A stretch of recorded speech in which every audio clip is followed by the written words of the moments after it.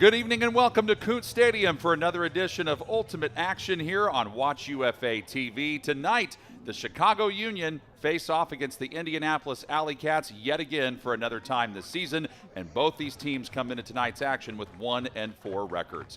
Along with Kelsey Sparks, I'm John Herrick. Thank you so much for being with us in Indianapolis. And Kelsey, let's first start with the Chicago Union, that 1-4 mark.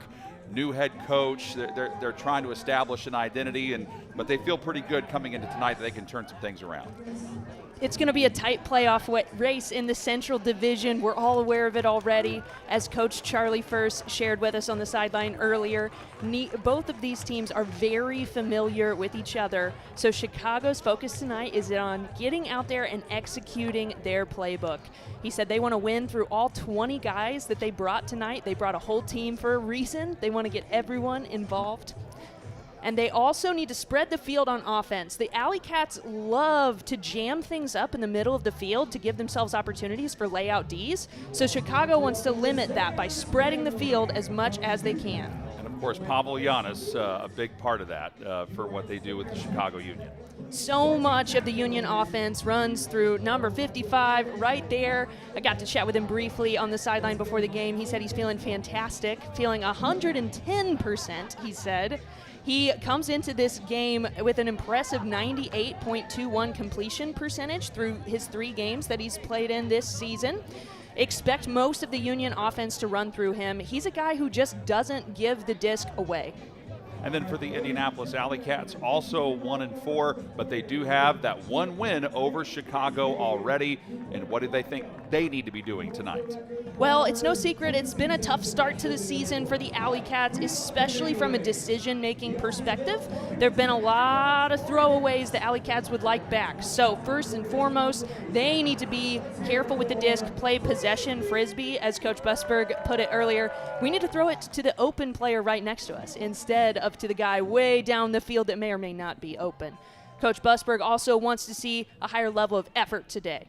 And then, of course, Elliot Hawkins has certainly turned a lot of heads with his play recently. And, of course, that 15-assist performance against Chicago is really what got a lot of people's attention in the UFA.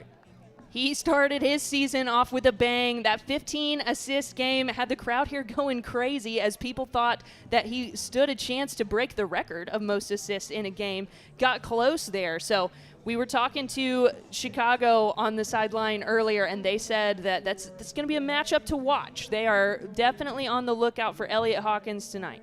And there's a look at Frisbee, the Alleycat mascot, and our officials for tonight's game. Just for those of you watching, probably who don't live in or around Indiana, it's been an interesting weather week. There were some tornadoes across the state earlier in the week, but we have been blessed with some nice weather yesterday, and we are supposed to have all clear forecast tonight, and 81 degrees right now, low down to about 65. There is some rain that's not supposed to move in, though, until Sunday. So we are supposed to have a beautiful night of ultimate Frisbee action right here. A little bit more on the forecast and the current conditions. And there is one of the guys on the screen there I wanted to get your thoughts about, William Wettengel, Kelsey, because he's a tall player. We've seen him get blocks and make some outstanding plays on defense. He's probably going to be a factor in this game. Yeah, William Wettengel has been playing on both sides of the ball this year. Historically, we've known him as being a defensive threat, made the UFA all-defensive team in years prior, but this season Coach Busberg has used him quite a bit on offense. So anxious to see what line he plays on tonight. Looks like he's coming out on the O-line right now, actually.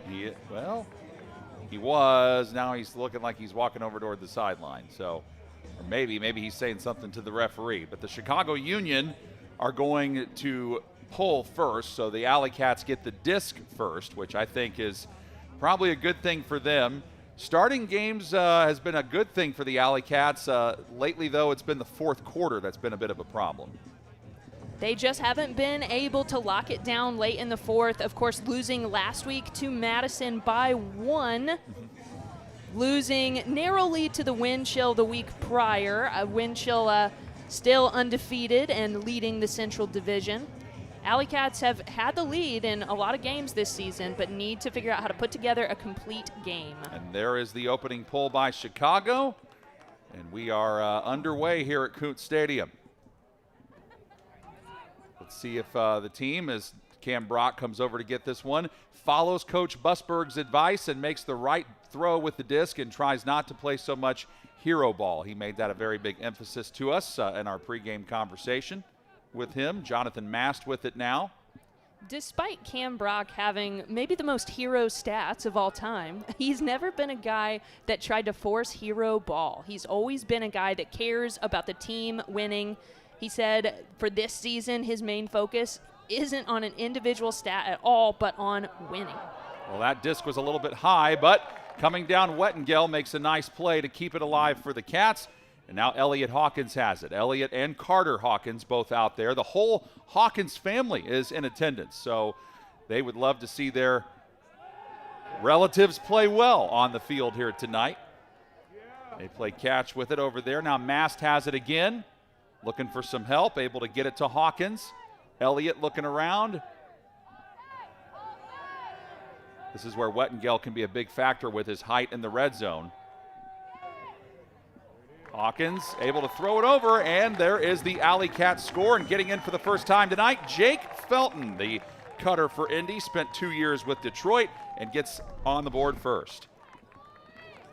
Nice clean hold for the Alleycats to start the game, and that's the type of offense that Indianapolis needs to see tonight. Need to continue to just throw it to the open player. Don't force anything downfield. Play possession ultimate.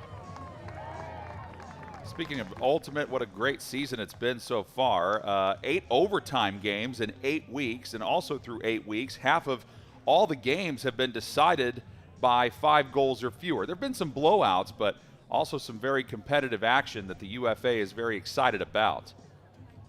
Xavier Payne will be conducting the pull for the Alleycats here as the Union are about to get their first offensive possession.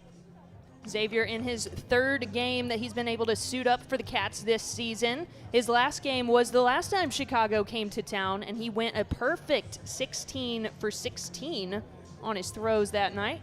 Goes with the rolling pull, trying to trap the Union near the sideline, and coming over to get the disc. There might be a play on it, and it's taken away by Kai Creed. And then the throw, end zone, score. Alleycats get it done. Jake Wall coming through. So what a job by the Alleycats. They get the theft and the score. Great first break for the Alleycats, and they made quick work of that D point. Kai Creed getting big in the air there. The Alleycats are loving that rookie season he's having. And Jake Wall brings it in. I got to chat with Jake Wall's mom outside earlier, and she was feeling really confident about tonight, feeling excited. Felt like Jake was going to make some big plays, and hey, so far she's been right. There you go. That definitely helps, and that's Jake Wall's first goal of the season. Earlier this year when the Alleycats beat Chicago back on May 29th, he did have a block in that game. So good start for Indy. They have the early 2-0 advantage with 10:24 to go in the first quarter, and the pull done by James Pollard. So went with the rolling pull last time, this time going with the deeper one, and the Union will have to go from much farther out to try to get down the field. Pavel Giannis, of course, with the disc there. Chance of defense mounting. Wilson Matthews has it for Chicago. They're scoring 17 goals a game. They're allowing almost 21, and the Alleycats are scoring 18. They are allowing 20. Jack Shanahan now with it. Tries to use the middle of the field. Now back in the hands of Marsh. Marsh with Pollard right up in his grill. Now Giannis. There was one year Giannis had over 90 assists in a season. Obviously, with his age now, he's not going to get quite that amount, but he's always a factor to get the disc into the open player's hands. Risky throw, knocked down, turnover on Chicago, and Jeremiah Branson ends up picking it up, and off come the Alleycats. Just looked like a miscue there by Chicago. Let's see if the Alleycats can take advantage and go up 2 breaks early. Avi Gitterman in the game now, finds Pollard. Pollard looking around, able to float that one downfield to Branson. Branson with 3 assists, 2 goals, 2 blocks so far on the year. That throw, though, wide of the mark, so the Cats are unable to cash in there, and that gives the disc back to the Union. Opportunity to go up several goals early on and put the Union in a difficult position, but the Alleycats are unable to do it there. But the good news is that the disc went out of bounds on a pretty inauspicious part of the field for the Union. So they're going to have to work their way out of a trap, which they do. Shanahan's got it. Jack Shanahan has been with Chicago since 2019, one of their longest tenured players. 9 assists, 7 goals, and 1 block coming in, and he had 6 goals earlier this year against Indianapolis in that loss, which was a 23-20 win for Indy. And another nice play, but is there a foul? Contact was made, and it looked like Nick Pappas ran in to the man he was guarding. Pappas sitting up, and he accidentally ran into Wilson Matthews. Pappas trying to plead his case here. Let's take another look at it. Yeah, he definitely comes in from behind. That's a foul. He did get part of the disc, but again, this is a no-contact sport, so can't knock the guy over. Now the Union try to capitalize on that as they got better field position out of it. Matthews to Marsh. Marsh across the middle and finds his teammate. The Union are on the board. It's Benjamin Priest getting in his 4th year with Chicago. Just got his 7th goal of the season. Not the prettiest hold for Chicago, but they get it done. They needed that point on the board. Ben Priest with the score there, and the Union stop what could have been some bleeding to start the day out here. Only down 1 break despite a few of the defensive possessions from Indianapolis. This is a lot of what head coach Nathan Busberg talked about making sure that we don't do things to allow the other team to get back in the game. You had a chance to go up 3-0. You don't do it. Then you have the foul, which gives them better field position, and then they eventually score. Pull done by Charlie Vukovic, the head coach of the Alleycats, Nathan Busberg, and the head coach Charlie First for the Chicago Union. Union, by the way, have to go and play the Madison Radicals tomorrow, so another important division game for them. That's kind of been the talk of the UFA community, who's on the playoff watch alert. Union need this game and tomorrow's game. As Gudeman throws that one down the field, it gets knocked away, but right back into Cam Brock's hands. Now they're calling something here, and Brock can't believe it. Looks like the ref is calling it down as Brock pleads his case. Yeah, Cam's normally not that animated unless something crazy happens. Oh, I can't believe they called that. That looks up to me, John. Yeah, that looked like he caught that before it hit the ground. Cam's pretty adamant about it, trying to say some things. Maybe he was looking for a foul there. Okay, he's still holding the disc. All right, well that's good. I thought they were initiating that they were going to probably say that it was going to be Union possession, but at least they have that. So I think you're right. I think Cam was more upset about the lack of a foul call there. Now they're trying to sort out the clock. They put 6:43 back on there, and Cam's able to rifle it across for the goal. And coming in this time, Jonathan Mast, who's had a busy evening with a few touches already, and Mast gets in for the score. Yeah, Cam Brock made quick work of that reset as soon as the play was whistled live, found John Mast just seemingly unguarded in the end zone. And after a very dramatic series, the Cats punch it in. Based on Cam's reaction, that's why I thought they called the disc down, because he was so animated about it. So the Cats maintained their advantage. They got the disc first and went down and scored, and now they've put the Union back on their heels as Xavier Payne will be doing the pull once again. Union do have some players that have been battling some injuries, and they've got 11 players that are either listed as out or not rostered. So yet again with the pull, Alleycats trap the Union near the sideline. Union try to wedge their way out of it. Pavlianis has it, floating it away. Now into the hands of Sjogren, the former Detroit Mechanics. He spent 4 years with Detroit before coming to Chicago. 4 assists, 5 goals, and 3 blocks so far this year. High throw, caught by Marsh. Then that one, risky play again, and the Cats have it, and all kinds of contact. Pavel Giannis. Wow, okay. I'm surprised they let that play continue. Sam Ingham made an absolute stellar play. Ingham trying to get down the field, and that throw was off the mark. But yeah, Coach Busberg was adamant that I think Bingham had some contact there. But either way, it's back to being the Union's possession. It is Cullen Baker with it back in his own zone. Now Giannis across the middle to Matthews.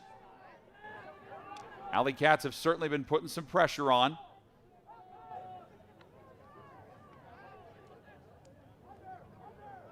Sjogren. Risky throw, taken away. Alleycat defense comes up big again. Coach Busberg talked a lot about effort earlier this evening, and I've been seeing a lot of effort thus far by the Cats D-line. But Nate Little was the one who got the disc stolen away, and then they tried to get it to him on the other end, doing the bookend thing you were talking about, Kelsey, but the throw off the mark. Boy, the Cats, they're up 3-1 right now. They could easily be up 5 or 6-1, depending on how things could have gone. But it's little mistakes like that that can come back to haunt you later. There was no reason to put that one up into traffic. Cats were simply trying to force the break there, and now the Union get yet another chance to hold. Long throw, Hawkins. Well, actually, that's Creed. Creed almost got it, but a leaping grab made by Benjamin Priest. So Priest has scored both goals tonight so far for the Chicago Union, and there is exactly a reminder to Kelsey's point of how fast things can change, and we have a timeout on the field. I believe this is a media timeout. It's the Cats 3 and the Union 2. You're watching Ultimate Action on Watch UFA TV.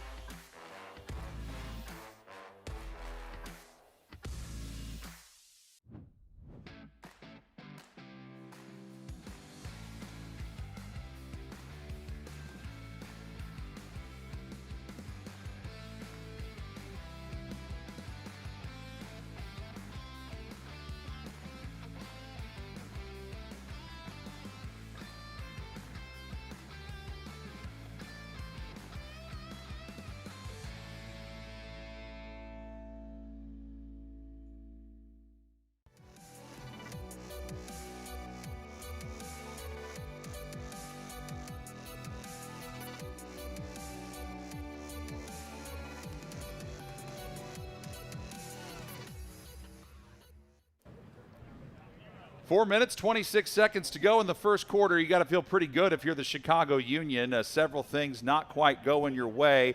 Break chances, Alleycats are 1 of 3. The Union are 0 of 2 so far in this one. But also, too, the Union have only converted 1 out of 5 on the O-line conversion opportunities. So that's where the Alleycats should feel fortunate. But also, if you're the Union, Kelsey, you got to be thinking to yourself, if we just convert a few more of those, we're right in a great position. I am a little bit surprised by the turnovers early from the Union. Usually their O-line works together a little bit better, so expect that to get cleaned up as the day goes on. Cullen Baker with the pull. Alleycats initiating things. Jonathan Mast back deep in his own zone. Across the middle he goes to Hawkins. Elliott Hawkins to Wettengel. So Alleycats changing some things up here. You got Elliott Hawkins and Carter Hawkins out there. It's definitely going to be a part of Chicago's game plan, trying to keep it away from the Hawkins boys. Throw down the field. Wettengel lays out. He's in. Alleycats score. And that's what they needed from his height and his speed. He was able to beat everybody and put the Cats up by 2. I haven't seen that end zone dance before. That's a new one from William. Great play from the Alleycats. Elliott Hawkins puts it just at the back of the end zone. Almost ran out of real estate. William Wettengel gets it for the score. And for him, that is now his 22nd assist of the year for Elliott Hawkins. For Wettengel, that is his 10th goal of the year, and that is his 5th against Chicago. Wettengel scored 5 goals against the Union back on May 29th. So he really seems to have success in this matchup, as you see Coach Busberg talking to a few of his players there. Again, the standings, coming into the Central, Minnesota at the top at 8-0. Then it's the Madison Radicals at 3-3, Pittsburgh at 2-5, and then the Alleycats and the Union both 1-4. And the top 3 teams in each division make the playoffs, with number 3 traveling to number 2 the weekend of July 24th through the 26th, and the winner heads to number 1, the number 1 seed, August 7th through the 9th. The title game is August 28th. So if the Alleycats or the Union want to get in one of those top 3 spots, it's a must-win game tonight for both of them. And a traveling violation is called on John Marsh. So Marsh has to back up the disc. Alleycat defense has been stifling so far. Long throw down the field into the end zone. A couple Cats are there, but a leaping grab is made. I kind of thought that maybe James Pollard might make a play on it, but instead it was Andrew Sjogren for the Union, and it's 4-3 Cats. It did look for a second like Pollard was going to be able to get in position, but just out a little bit too far to have a play. Andrew Sjogren played that disc perfectly up in double coverage there. That's the 6th goal of the season for him. He moved to Chicago a few years back from Detroit, wanted to pursue higher level ultimate. He's been with the Union ever since. And the pull by Chicago, yet again, this is done by Charlie Vukovic. It's Vukovic's first year with the Union. 4 assists, 4 goals, 3 blocks. He did have 1 goal earlier this year against the Cats. Elliot Hawkins with it. Inside 3 minutes to go. First quarter. Alleycats have led the whole way, trying to keep it going. Cam Brock, of course, the all-time goal-scoring leader in the history of the league. Back out there for Indy, along with Wettengel. And coming up to make the catch this time is Hawkins. Elliot Hawkins looking deep, trying to go with Wettengel again. A few Union players are there, and then the disc kind of took an awkward turn in the air. Yeah, it is windy outside, so. The wind is pushing that direction, and you could see at the end just a gust took it from where William thought it was going to end up. Unfortunate for the Alleycats.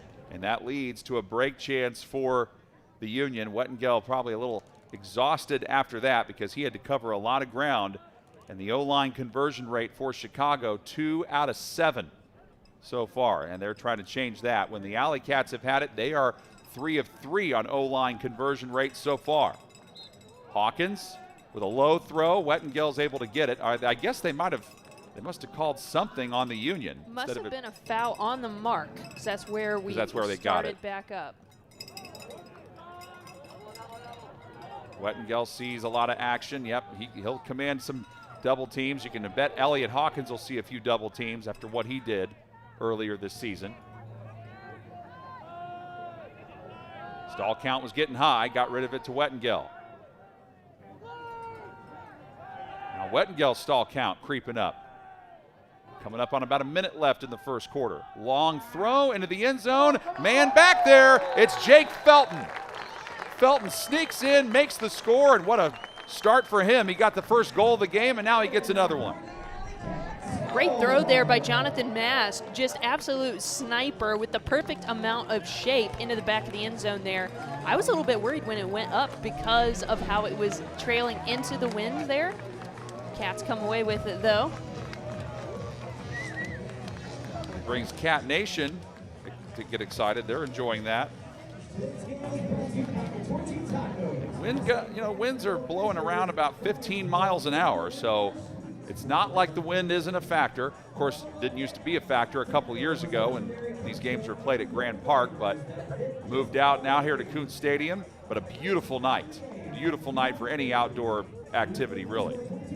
And Payne puts the disc in play on the pole. And the disc is bobbled.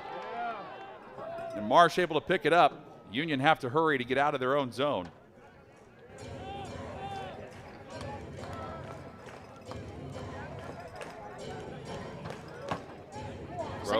Go ahead, sorry. Looks like the Alleycats have been playing quite a bit of man defense tonight, just very aggressive one-on-one all through the field. Jaden Fegans is out there. He's got the disc and got rid of it to Sjogren. He's looking around with less than 30 seconds to go. Risky throw nearly got deflected there by Xavier Payne. Union really need to punch this in before time expires. We're down to 10 seconds. Giannis back out middle of the field, throw towards the end zone. A few cats are there, and there is a takeaway. It was snagged out of the air by Sam Ingham, and now time has expired. The first quarter has come to a close, and it is the Indianapolis Alleycats 5, the Chicago Union 3 in this very pivotal Central Division matchup. Second quarter comes up when we come back on Watch UFA TV.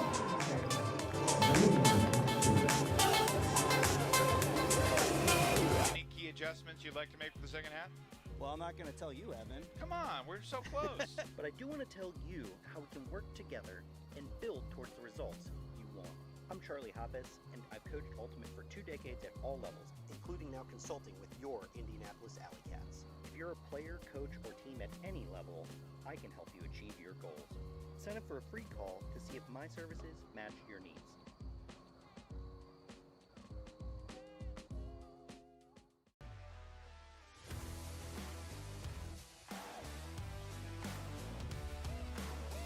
Best damn drink in the world.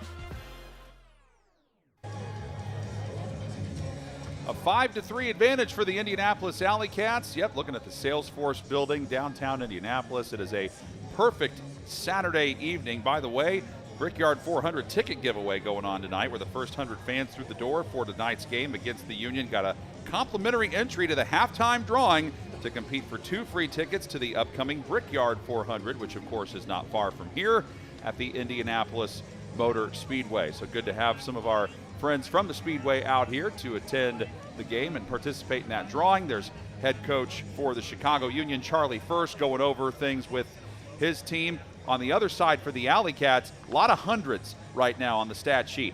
2 for 2 on hucks, 100%. 4 for 4 on holds, 100%. 4 for 4 on O-line conversion, 100%. And 4 for 4 on red zone conversion. So, as we talked about, Kelsey, in the first quarter, a little bit of sloppy play on both sides. Wind certainly played a factor, but for the Alleycats, you got to like seeing those 100% numbers in those statistical categories we just talked about. They've definitely cleaned up the turnovers on offense thus far in this game. Alleycats have a couple breaks, and all they really need to do to make their game complete is make sure to capitalize on those break opportunities. They've thrown the disc away a couple times on D, but O-line playing their best. They played their best quarter of the season thus far. And the pull went out of the end zone, so the Union will get to have it from the brick. So if you're watching Ultimate for the first time, that's basically the equivalent of a kicker on a kickoff, kicking the ball through the end zone and then a touchback ensuing. Throw by Pavel Giannis down the field, and what a monster throw that was. That was all instinct, and then Wilson Matthews ran stride for stride and reacted to it, and Matthews comes up big. Matthews came into tonight leading the Union in goals, had 13 on the season before we got started. He is no stranger to the end zone, and he makes that one look easy. Pavel gives him the perfect ball there in the end zone.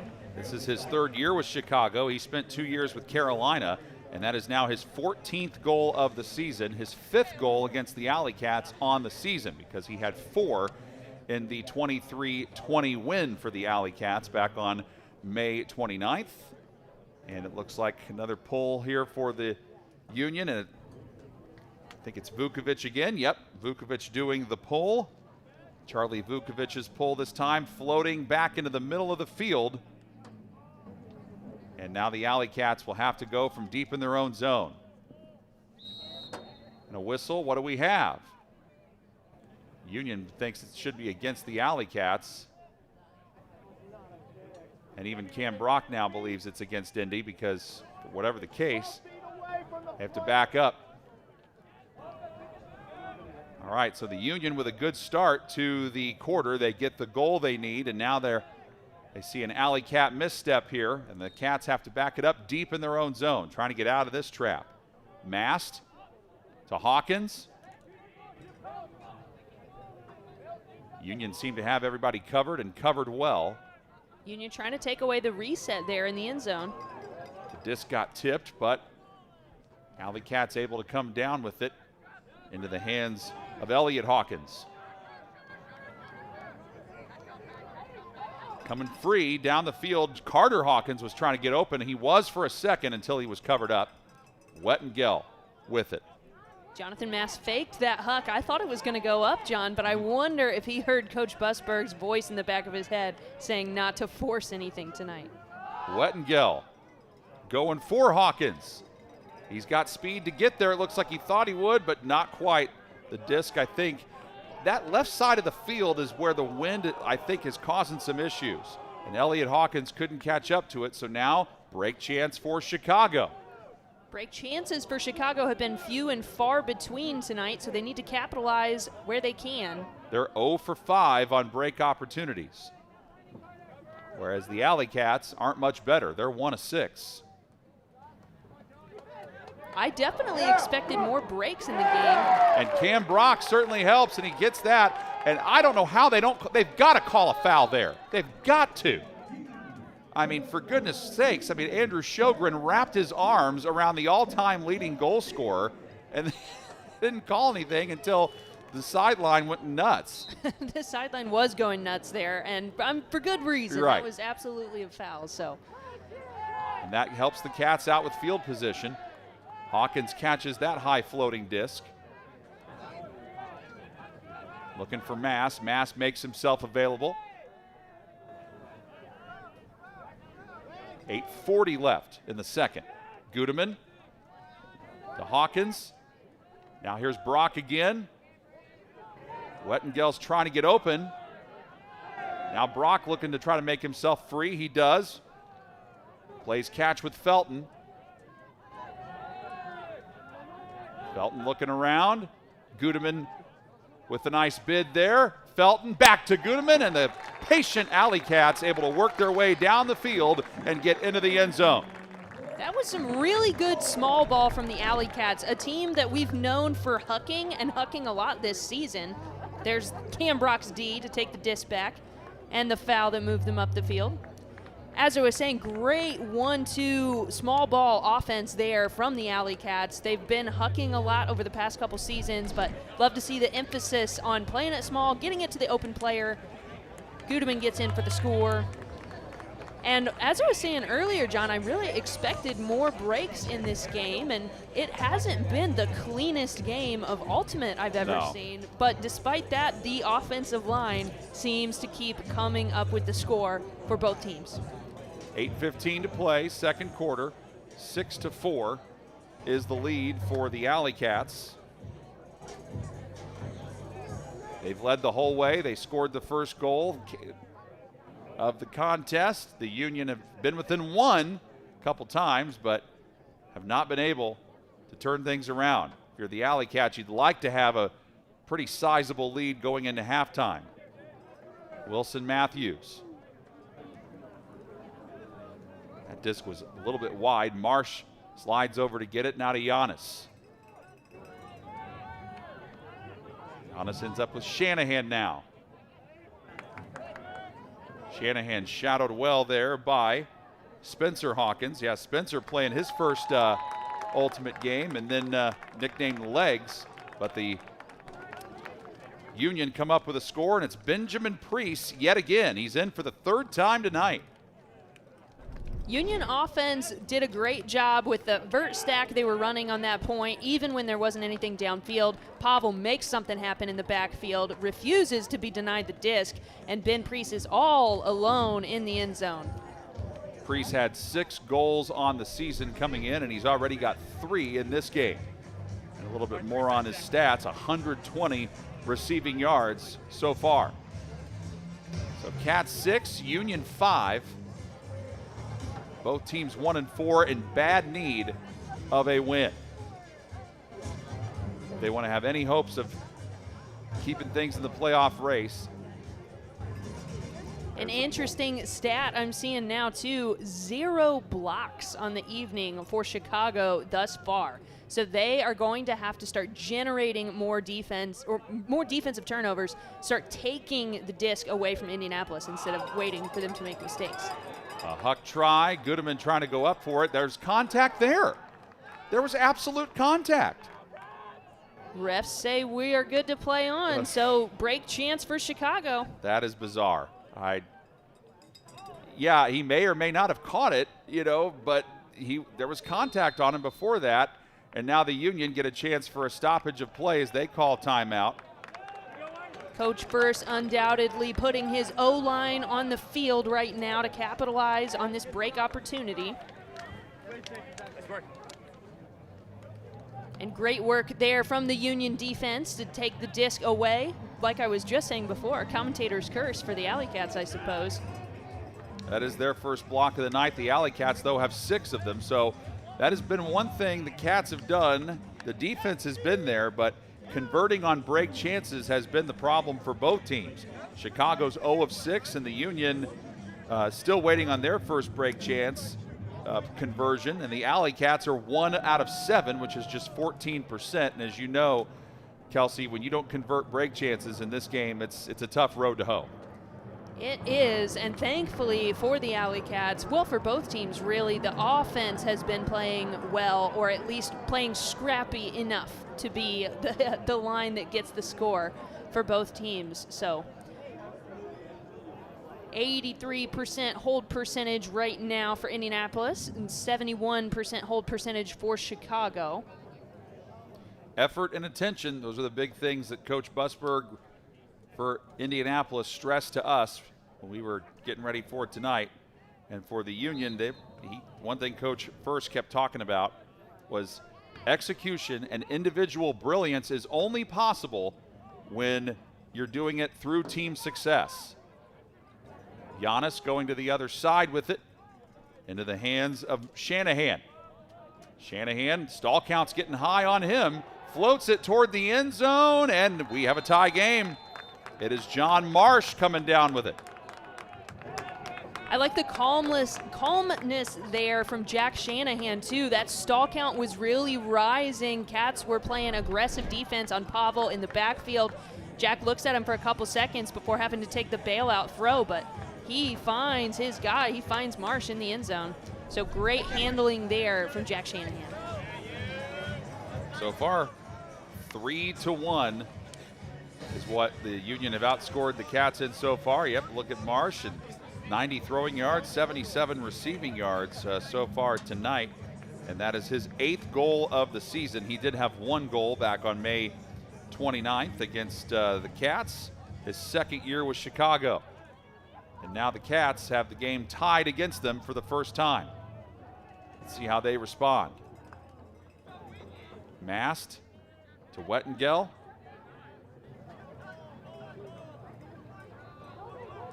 There was a double coming, low throw. Goodeman has to lay out to get it and does.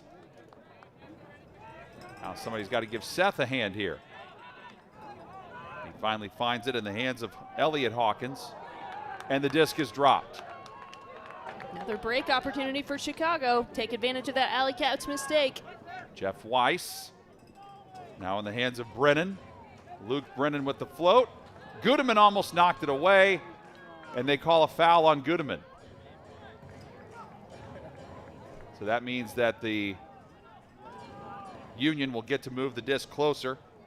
Gregory Marino is the one who's got it. Marino's in his first year with Chicago. He had been with Detroit in 2024 and 25. 2 assists, 3 goals, and 8 blocks for him. And he has a chance to possibly get it in the end zone here and give his team their first lead. Cats coming out with the double team, and that leaves somebody open in the far corner.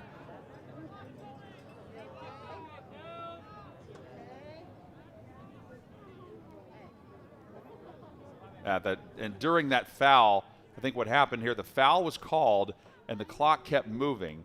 So I think what they have to do is correct the clock to reflect how much time there is on it. It just kept running off, so they got to. I think they eventually settled on, well,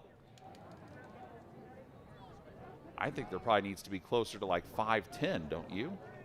No, okay, there we go. More than even more than that. 5:45, and then the disc gets tipped up and knocked into the air, and somehow the Union come down with it, and what do we have? Coach Busberg is running out there, the head coach for the Alleycats. He got his way. So it is a turnover on the Union. It was a deflection, and the How many bad calls can we make? and the Cats are going to get the disc back. Oh, man. Our fantastic crew with the ISC Sports Network provides the cameras and the microphones and all kinds of stuff. And, boy, we've had some colorful commentary from the part of the fans. Everybody on the field arguing about how Moreno caught his own pass on that one. So Alleycats are going to be able to pick it up here. Jonathan Mast going to get us started. Cats come out in a vert stack. Mast floats to Cam Brock. Brock to Wettengel. By the way, Brock this year, 5 assists, 11 goals. He had 3 goals against Chicago. See if Cam can get going in that department. Gudeman. Back out to Hawkins, and now Brock makes himself available around midfield.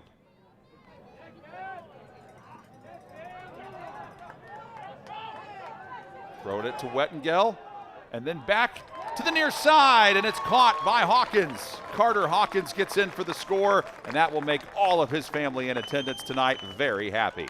Yeah, we're going to have to continue to distinguish which Hawkins brother we're talking about, since all 3 of them are in the game tonight. Carter gets into the end zone there in front of his family. 2 sisters, a brother, and both parents in attendance to watch the 3 Hawkins brothers play this evening. And I liked the offense there from the Alleycats again, playing the small ball, throwing to the open receiver, not forcing anything. Can only imagine that Busberg is continuing to hammer in that point right now in the huddle.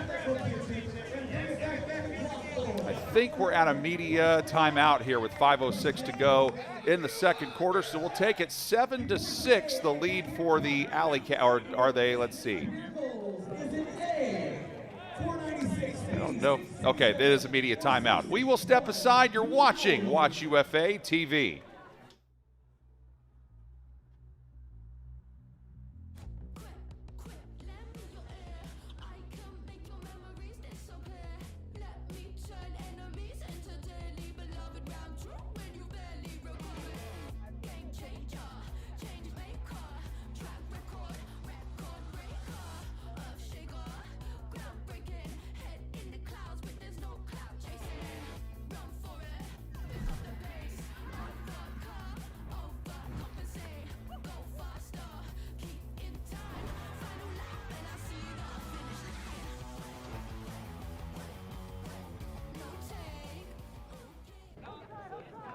And we return to play with the Chicago Union holding the disc, trying to get something going. They were so close to taking the lead, and then that mishap on that well-contested call from both sides. Coach Charlie First of Chicago and Nathan Busberg of Indianapolis weren't thrilled with it, but it goes the Cats' way. They get the lead back. Now can they get another defensive stop? Giannis, his stall count was really climbing. Now Sjogren back up near the Cats' sideline. Defense chance ramp up. The Cats have been playing pretty good defense tonight, 6 blocks. That was nearly another one right there. Pappas got his hands out, almost touched the disc, but not quite. Giannis acting like he's going for it all. Priest is back there. Cats might want to get an eye on him. He's already been in the end zone 3 times tonight. Priest makes himself available here. Who's going to help him? And a whistle, and what do we have?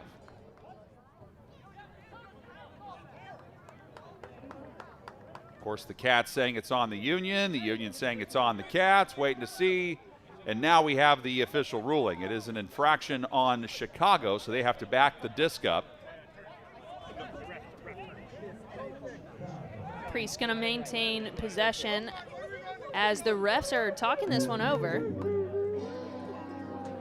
A lot of confusion on the field, but hopefully we'll get this sorted out.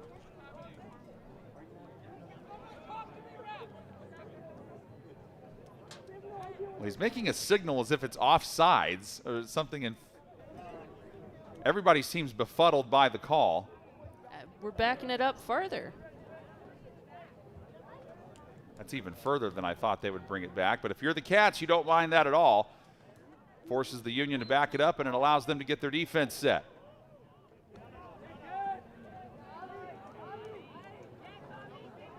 Pavlyanis trying to get back into the backfield. Contested play there, as Kai Creed was really defending well there on Jaden Fegans. Jack Shanahan with that heroic grab to maintain possession for Chicago. Chicago needs to settle back into their rhythm after what's been kind of an emotional, confusing point. Baker almost had that one deflected away by Creed. Kai Creed really active. Low throw, that might have hit the disc, or did it? I think that might have hit the ground. The Cats are trying to argue that it did, but I think they're calling this a score. Looks like a score for Shrew. That's Andrew Sjogren's nickname. Wow, Shrew is much easier to say than his actual last name, isn't it? Great grab there by Shrew to put a cap on what was a very emotional point, a very frustrating point if you're the Union. So good mental fortitude there to get the job done at the end, get it back to a tie game. So the Union have outscored the Cats in this second quarter 4-2. The Cats led 5-3 at the end of one. Cats are about to get the disc back. 2:58 to go. And the Union leading this quarter 4-2. They've had four different people score those goals too. Wilson Matthews, Benjamin Priest, John Marsh, and Andrew Sjogren. 2 goals in this quarter have been by Seth Goodeman and Carter Hawkins for Indianapolis. Jake Felton has scored twice, and the leading goal scorer so far for Chicago, Benjamin Priest, with 3. And there's the throw from Charlie Vukovic.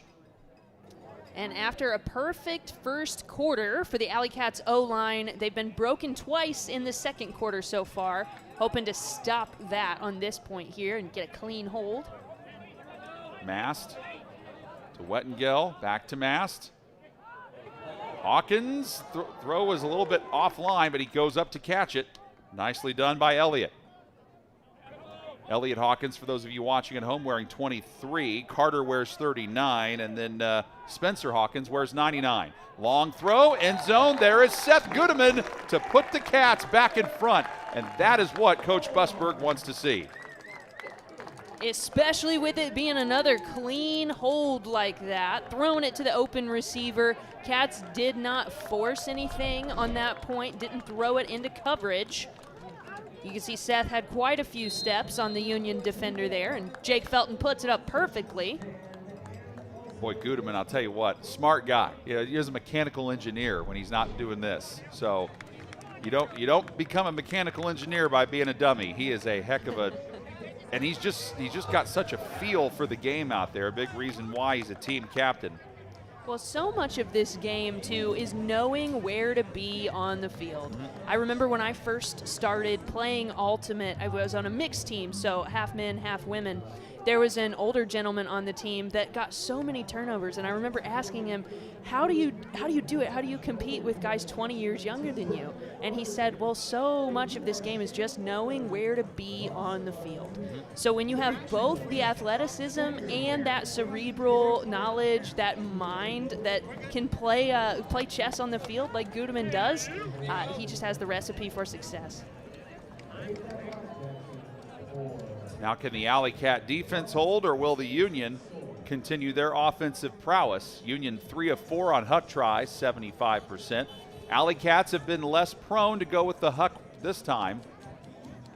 Alleycat mascot, Frisbee, going flying by on a golf cart. Boy, that's dangerous.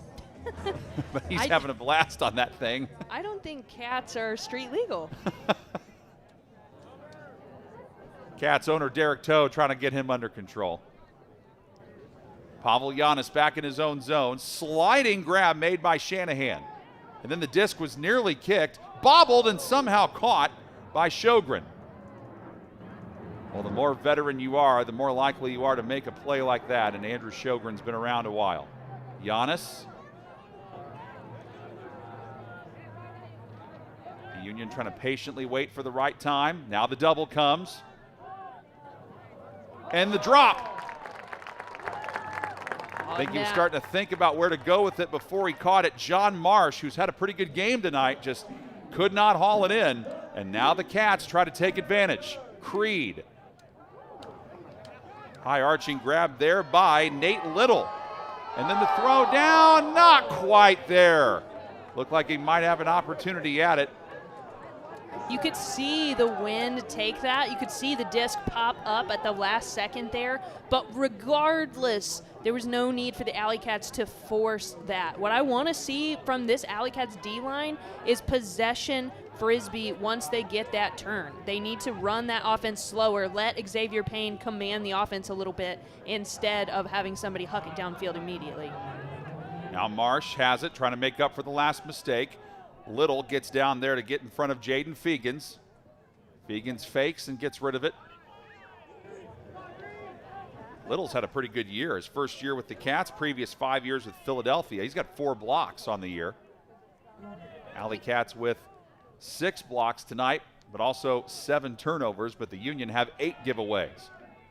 30 seconds to go. Cats are going to be receiving to start the third quarter, so Union need to lock up a score here before giving it back to the Cats for the third. Fegans trying to do that, but he had nowhere to go with it until he was able to find it out to Baker. Baker floats to the other side. The disc curls right into the arms of a waiting Jack Shanahan. Boy, it looked like it was going to be off target there, but then at the last moment, it just floated right into Shanahan's hands. Yeah, Shanahan adjusted well, too. He picked up speed right there at the end as the wind's going that direction, able to bring it down before he ran out of real estate. And the Cats needed that score to tie the game. Hopefully they're able to hold off the Cats' offense in these last 8 seconds of the half here. The 5th different Union player to score. Jake Felton has scored twice. Wettengel has scored once.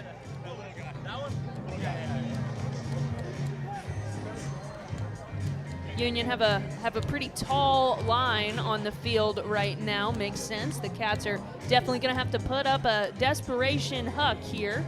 Let's see what kind of play Coach Busberg has drawn up for the guys in green over there. As mentioned, 5 different scorers in the game for Chicago. 7 different Cats have gotten in tonight. And the Alleycats come out with a different looking O-line than we're used to as well.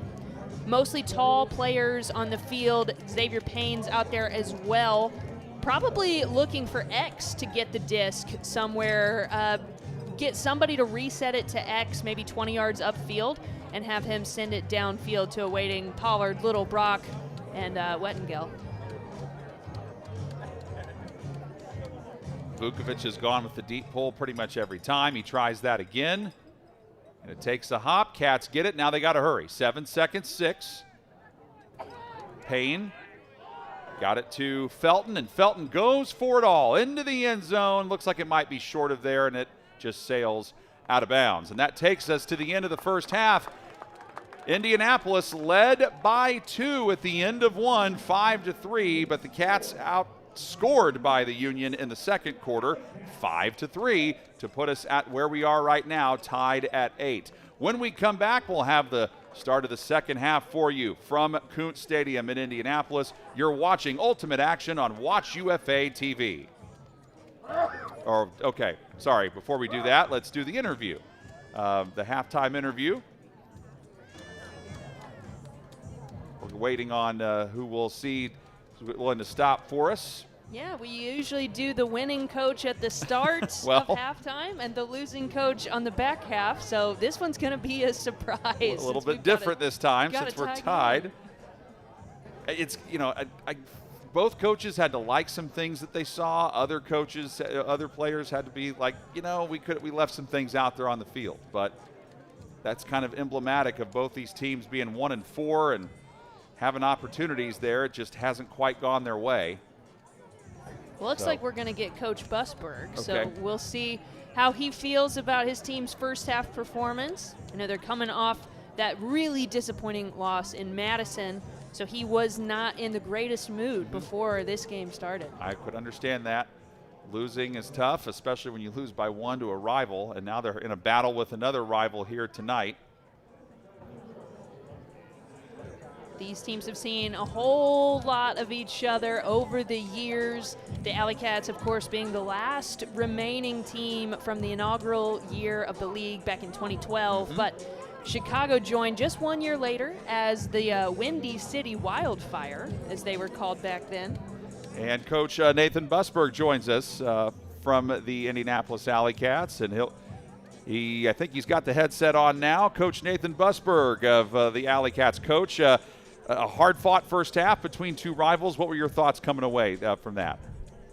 We're not playing well. Pretty frustrated. What do you think needs to change in the second half? Stop throwing it to the dirt. Did you like at least some of the defensive plays that you guys made? Because you had 6 blocks in that first half. Didn't matter. Didn't convert them. Might as well just let them score. Gotcha. That is Nathan Busberg, the head coach for the Alleycats. Coach, good luck to you in the second half. A tie game at 8 between the Union and the Alleycats. Two teams, 1-4, fighting for position in the Central Division to try to put themselves in the playoff race.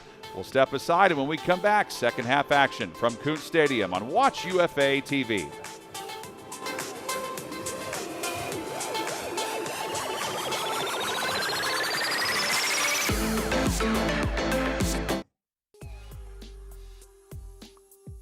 This is the coolest thing I've ever done in my life. This is great.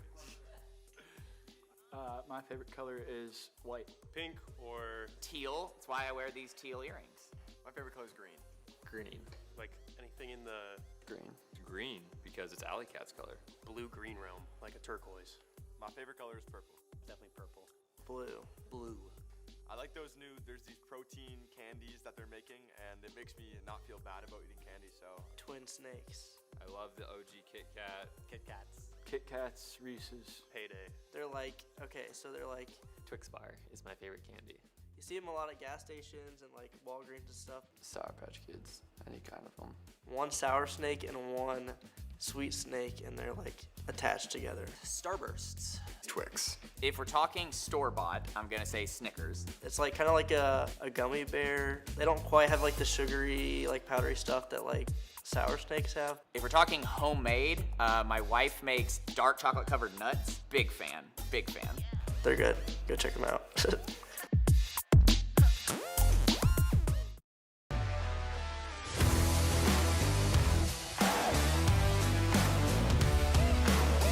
Best damn drink in the world.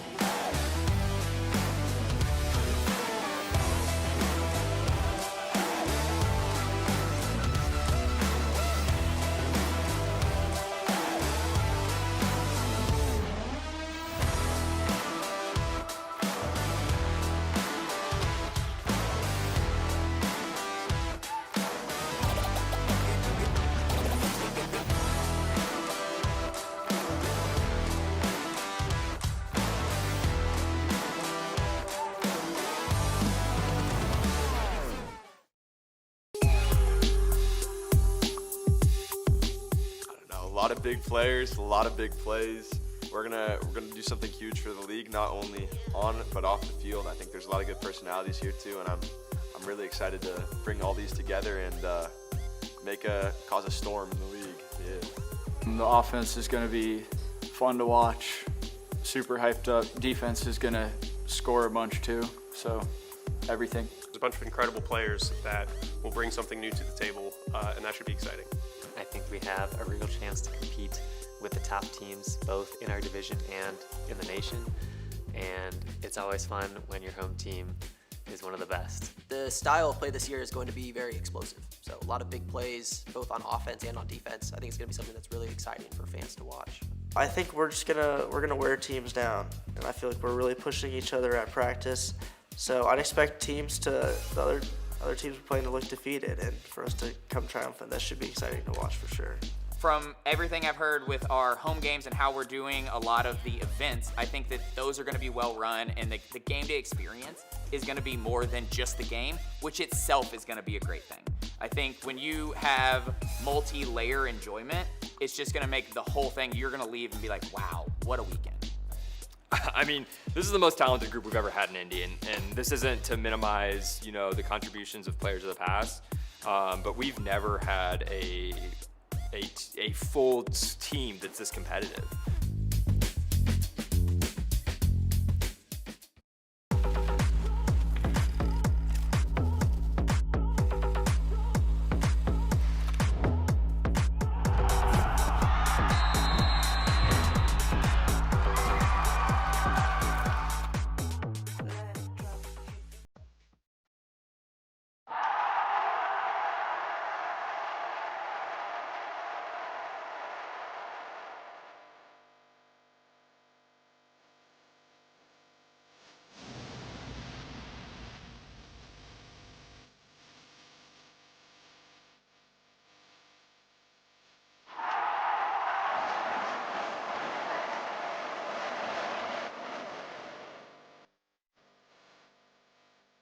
The Ultimate Frisbee Association is proud to partner with Victory. Elevate your game with Victory insoles and recovery footwear at vktry.com. Delta THC Seltzers. No calories, no sugar, no alcohol. Catch life's moments at drinkdelta.com. Two Town Cider House, bringing the best craft cider for everyday celebration. Find yours at twotownciderhouse.com. And Disc-It. Round Net meets Ultimate. Disc-It is the must-have portable game for every UFA fan. Get yours at discitgame.com. Dream vacation spot, honestly, Rimini, Italy. Somewhere in the mountains with no one else around. Nature experience in Patagonia. I like the beach, I like hiking, really just any time to relax. Machu Picchu. I don't know if I really have one in particular. Hiking in the mountains. Anywhere in Greece. I would say going on a cruise. Laying on a beach and not doing anything. At my computer, playing video games with no one bothering me. My favorite movie is Interstellar. Maybe Inception? Inception? Inception. La La Land. The Lord of the Rings trilogy. The James Bond series, so any James Bond movie. Before Sunrise. V for Vendetta's up there. Django Unchained. The Secret Life of Walter Mitty.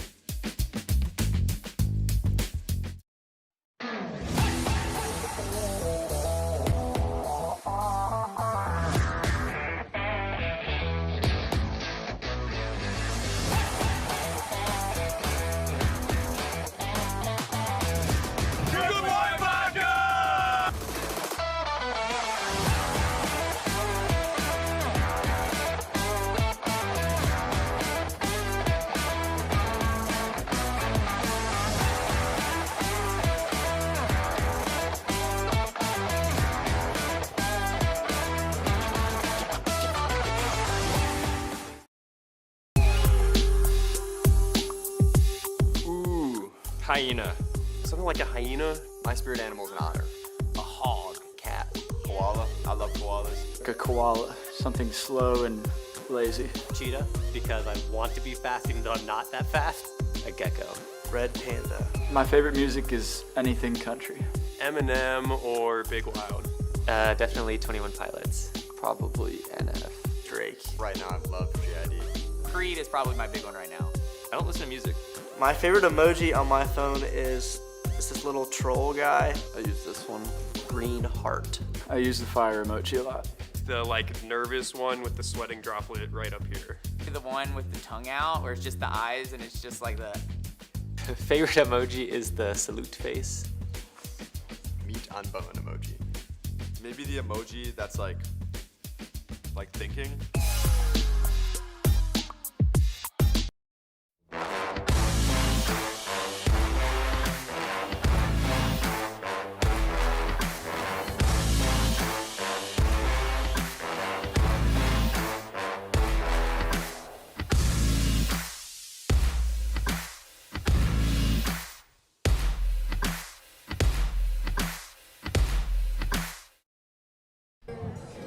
We are tied at 8 at halftime at Kuntz Stadium, downtown Indianapolis. The Chicago Union and the Indianapolis Alleycats. We're joined now by the head coach of the Chicago Union, Charlie First. Coach, not the ideal first quarter for you, but you guys were able to turn some things around in the second quarter. What really stood out to you on that front? Yeah, I mean, we did not expect this to be a clean game throughout, but something that we wanted to battle through. We found ourselves, like you said, down a couple, found our way into a hold to start that second quarter, found our way into a break, and we're even at halftime. So kind of feel like whoever can navigate the gutter, kind of the 5 yards on either sideline, the best, right? Avoid double teams, avoid the wind that's kind of pushing kind of from the Indy sideline to ours, and kind of keep the ball in the middle of the field and keep the defense out of the way, is probably going to have the best chance to win. Charlie First, Chicago Union head coach, thank you for joining us, man. We appreciate it. Absolutely. Thanks, y'all. Thank you. Let him have an opportunity to get the headset off and get back over towards the sideline, since the second half is about 20 seconds away from starting. So we'll see what kind of effort we get out of both teams in the second half.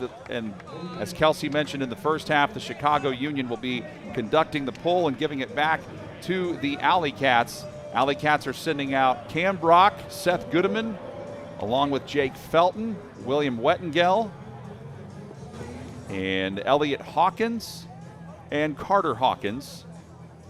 As for the Union, there's head coach Nathan Busberg, who you could probably tell was not a happy camper at halftime. Even when you mentioned the blocks that they had on defense, still wasn't thrilled. And then you have Luke Brennan, who's starting on this play for Chicago. Vukovic will be the puller once more. As you can tell there on the sideline for the Union, morale seems to be pretty good for them, because, Kelsey, it was 5-3. It could have easily been way worse. That could be in a much deeper hole. It could have been. The Union did a great job kind of righting the ship. Morale's been high on that sideline all night long, John. Before the game, a few of the guys told me they were feeling really great, feeling confident. Coach First told me it almost felt like a repeat of a couple weeks ago when they last came to Indy. Long throw down the field, caught there by Elliot Hawkins. Now the Cats try to get in position for a possible score. Cam Brock trying to shake free. He's defended well. Hawkins comes over to grab this one. That being Carter. Low throw.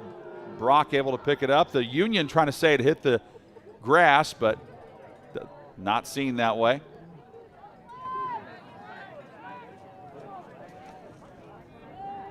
Low throw to Carter.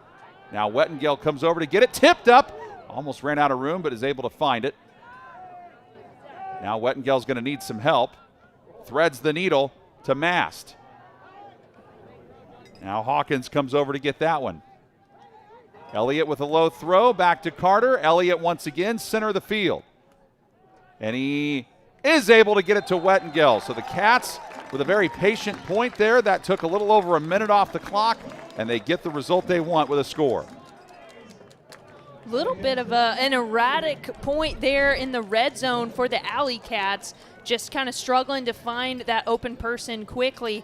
A couple throws that scared me a little bit, but once Elliot Hawkins had that disc in the end, you could almost feel the breath of settling themselves a little bit, and he finds William in the end zone. Wettengel with a rather interesting celebration there. So for him tonight, he just got in for the second time. He had a goal back in the first quarter that put the Alleycats up 4-2. This one puts them ahead 9-8. What do you think, Kelsey, of the way that the Union, as Xavier Payne with the pull there, has defended Elliot Hawkins? It looks like they're not letting him try to get free, which I think was a big key for them coming in. They did mention that was going to be a matchup to watch. Obviously, with him getting 15 assists the last time they played, defending him had to be part of the game plan. So they've been doing a good job of quieting him per se. I mean, he still is putting up some stats tonight, but not on track for 15 assists this time. So improvement by the Union. They've taken that matchup seriously. Jaden Fegans fell down, but referees say he was pushed down. So a foul on the Cats allows the Union to move the disc up a little bit. Pavlianis has it. He's looking around for help and floats it back to Baker. Baker shovels to Marsh. Marsh with a high arching pass out of there, and it's dropped. Big opportunity here for the Alleycats. I think it was Jeff Weiss who couldn't hang on. Then the throw down in for the score, and the Cats cash in on the break chance. They needed it, and they got it, and this time getting it done is Jack Gall, a 5'9" cutter, graduated from IU in his 4th season with the Cats, and he gets his 4th goal of the season. Yeah, Jack Gall just took off immediately on that turn, and Xavier Payne finds him in stride. Alleycats made quick work of that break opportunity. And you see the celebration from Jack Gall there. So good start to the 3rd quarter for the Cats. 2 quick points. Still a lot of time left to go in it, 9:44. But at least they are seeing that morale boost, which they needed. By the way, some other scores from around the league this week. Salt Lake Shred beating the Madison Radicals on Thursday night, 23-19, but then they fell later in the weekend to the Minnesota Wind Chill on Friday. Montreal Royal knocking off the Philadelphia Phoenix, 25-18. Austin Sol edging the San Diego Growlers, 21-20. The Minnesota Wind Chill beating the Salt Lake Shred, like I mentioned. Atlanta Hustle dominating the Vegas Bighorns, 27-16, and the Oregon Steel emerging victorious over the Toronto Rush, 22-21. So those are some of the games that we've already had this week. A busy week for Ultimate Action. A lot of teams trying to make a playoff push.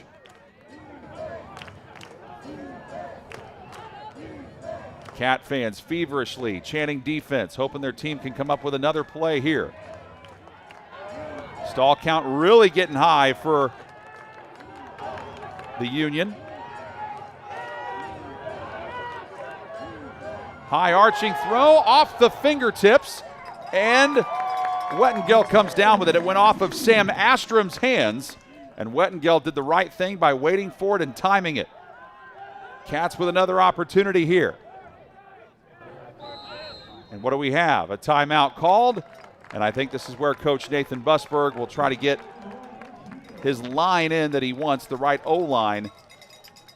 You know, the biggest issue with the Alleycats in the first half was that D-line could not convert when they had break opportunities. So Busberg wants to put the O-line on the field. Hopefully they will be able to punch this one in, go up by 3, which would be the largest lead of the evening. Yeah, it is. Yep. But I like the timeout call because the D-line has struggled to convert those break opportunities tonight. So putting the O-line in just gives Coach Busberg a bit better of a feeling about this one. You know, he was frustrated at halftime that they were unable to capitalize on the 6 blocks in the first half. What an adorable Alleycat fan right there. Yep, he's got to see himself on the Jumbotron. That's awesome. Yeah, we got good support from Cat Nation tonight. And Frisbee, the Alleycats mascot, is always a big hit with our young fans. Hopefully he's gotten to see the cat tonight. It looks like he was trying to do the limbo there under like an imaginary stick of some kind. So you mentioned break chances, Kelsey. Cats are 2 of 11 on that, and the Union are 1 out of 10. So Cats would love to go 3 for 12 with that new line out there. Hawkins looking around, low throw, nearly dropped, but held on to by Felton. Now Wettengel batted down in the end zone. Right when it looked like they could possibly move up 3 scores, the Union say no way, and Sam Astrom with the denial there, knocking that away with his right hand. So you might recall he dropped it earlier, which gave the disc back to the Cats, and well, he gets it back for the Union now. Gets redemption there. That middle of the field is often the most dangerous to try to force something in. And now Astrom might get a score here, and he does. Sam Astrom, redemption for him. And he gets down there and makes the nice score off of that, and the Union get a break chance they were looking for. I love the mental fortitude there to stick with it, get it done. The Union obviously didn't have a pretty hold there, but they made it happen once they switched lines. You love seeing the D-line be able to punch it in there. Mom, I love you. Yep, always you too, good. Dad. Yep. If you're on camera, got to give a shout out to Mom, right? That's exactly what he was able to do. Yeah, shout out to Dad, too. Father's Day weekend. Can't believe that's already here. So happy Father's Day to everybody. Hope you enjoyed tomorrow. I hope the gift I bought my dad comes in time before I see him tomorrow. Shout out Amazon, please hurry.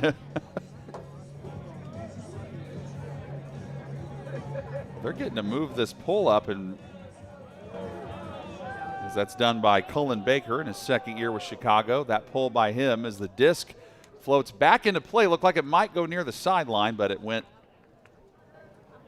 back in. Xavier Payne to Wettengel. Payne up the sideline.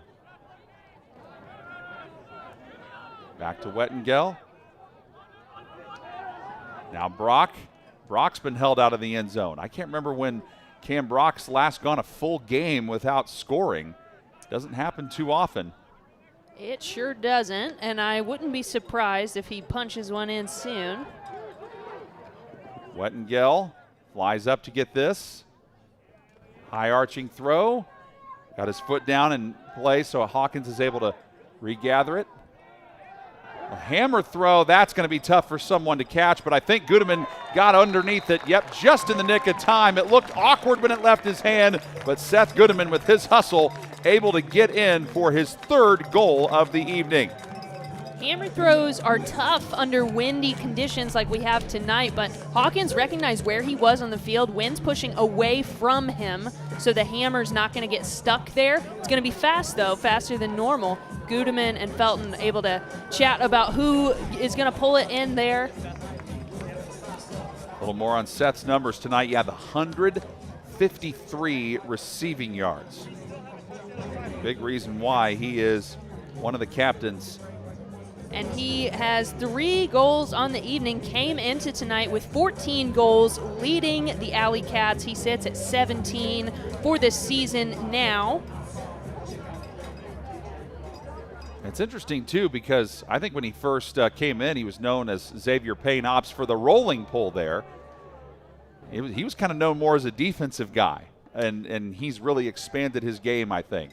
He was, and back when he joined the team, you had so many veterans, longtime Alleycats that already had an O-line set, so Seth really shone on D, but now Seth's the veteran, and he's taken over on that O-line. And that throw was errant the minute it left his hands, and Sam Ingham steps right up to steal it. Low throw, dug out, though. So Kai Creed was able to thread the needle there to Jake Wall. But then the Cats give it right back, and that's been the theme. I mean, they get that 2-goal lead, and they look like they might have an opportunity to punch it to 3. But then they just can't quite convert, and there's a turnover. Pavel Giannis with the disc now, trying to get things back in the favor of his team. Yeah, that D-line offense from the Alleycats is super frustrating if you are on the coaching staff. Honestly, if I'm Coach Busberg right now, I'm telling them if you get a turnover, stop, center the disc, get it to Xavier Payne and let him call a play, let him run the offense. He's hardly touched the disc on these defensive possessions because any player is just hucking it into the end zone immediately. The Alleycats need to establish an offense and stop throwing it away. If I'm Coach Busberg, I'm disallowing throws downfield right off a turn for the rest of the night. Wilson Matthews has it. Oh, that pass nearly deflected as getting his hand in there. Close to it was Malachi Neal, but it ends up in the hands of the Union for the score, and it's Sjogren again. Andrew Sjogren with his 3rd goal of the evening. And Shrew's having a great night here in Indianapolis. He's wide open, too. Kai Creed quite a few steps behind on that one, so Shrew pulls it in. We are at a media stoppage here with 5:07 to play, 3rd quarter. Got a good one going here. Alleycats 11, Union 10 on Watch UFA TV.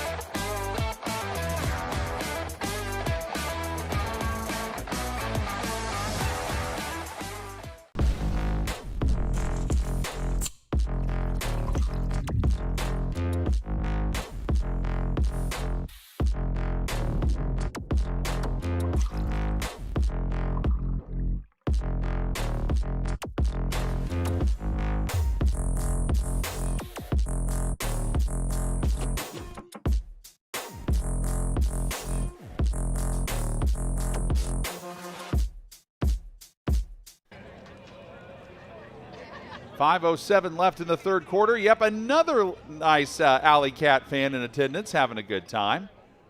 Alleycat Nation hoping that their team can come up with their second win of the season. If that happens, they would both be over the Chicago Union. And both these teams are at the bottom of the Central Division in bad need of a win to try to get themselves back in the playoff picture. Because remember, the top 3 teams in each division make the playoffs, and then the 3-seeded team plays the 2nd-seeded team July 24th through the 26th, and then the winner of that heads on to play the number 1 seed August 7th through the 9th on that weekend. Nice throw down the field by Wettengel. Seth Goodeman able to make the catch. Cats on the move. Back corner, going up for Cam Brock, and Brock is able to get in. So we wondered, would he finally be able to get a score? And the Alleycats come out and they produce it with Cam Brock, the all-time leading scorer in this league, making it nice play there. He's all business too. Not often do we get a big celebration from Cameron Brock if there's still game left to play. Just the ultimate team guy. Doesn't care about individual stats, just getting his job done for the crew. And like you said, it was only going to be a matter of time before Cameron Brock got into the end zone, the league's all-time leading scorer. Well, and then, of course, it also helps, too. Chicago was a little discombobulated there, and the Cats were moving and getting in position, causing them to be scrambled, which definitely helped. And definitely a very clean point from the Alleycats there. And then there is the pull from James Pollard in his first year with the Cats.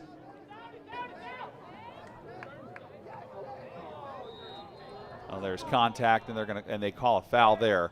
I don't necessarily have an issue with them calling a foul there, but I have an issue with there's other contact that has either not been called, or if it has been called, it's because it's been called late after the sidelines have been protesting with players and coaches pleading their case. So that's been my one gripe about that tonight.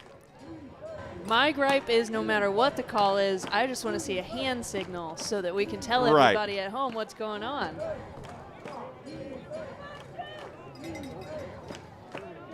Jaden Fegans with Pollard right in his face. Cats have led by as many as 2 all night. That's been their biggest lead. Union have tied it a couple times, but have not been able to get over the hump. Jack Shanahan going for a huck, and I think it's going to end up right in the hands of Pollard, and it is!